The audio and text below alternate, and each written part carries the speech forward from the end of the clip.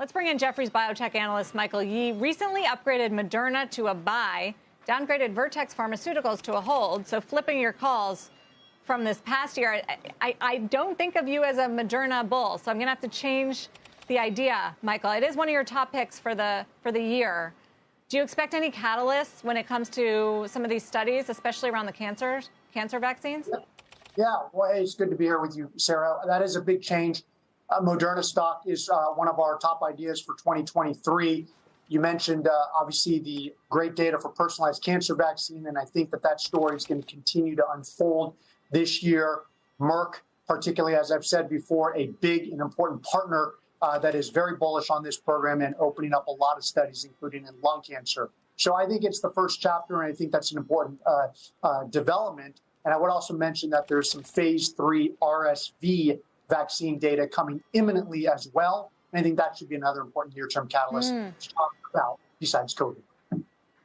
So you also like Amgen and a few others. Talk to us about some of the important clinical studies that are coming out that should be on our calendars and on our radar for these stocks.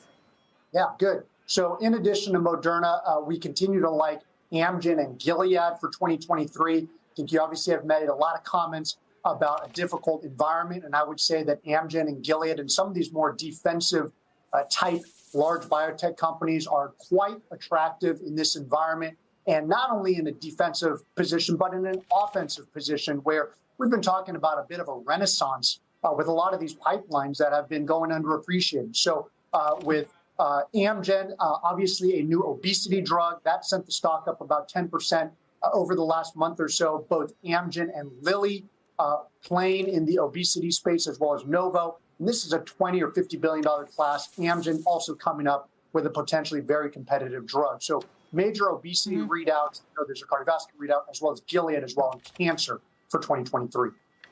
Which is the most controversial pick, Michael, of your top ones? Which ones are you getting the most heat from on clients? Well, no doubt about it, Sarah. I mean, I think every day I get incoming emails and calls about Moderna, both on the long side and on the short side. Obviously, hugely controversial, whether it's arguing about COVID and where the numbers are going, or whether there's any near-term catalysts about cancer vaccines, et cetera. But certainly the most controversial stock, and I think you've got to understand that. Biogen, one we didn't necessarily mention a lot today, but also I think a controversial idea on Alzheimer's. And also Alzheimer's plays out. That's obviously going to be a controversial place for 2023. Yeah, no, they had some bad news. We covered some bad news last week on a report of another death in that trial of the Alzheimer's drug. It feels like it's not definitive yet whether people will be using that or whether it will get approval, right? That's right. Look, Lilly also has a phase 3 readout as well in Alzheimer's. That should be positive, and I think open up and continue to instill confidence with these drugs working, and are safe and are getting approved. And so I think over the next 12 months, obviously moving forward towards approval, Biogen January 6th, an important date for approval, and Lilly data as well. So look, we're in early chapters of this, and I think if you have a 12-month view, Sarah, you're going to see these positive developments be positive for the biotech space in 2023.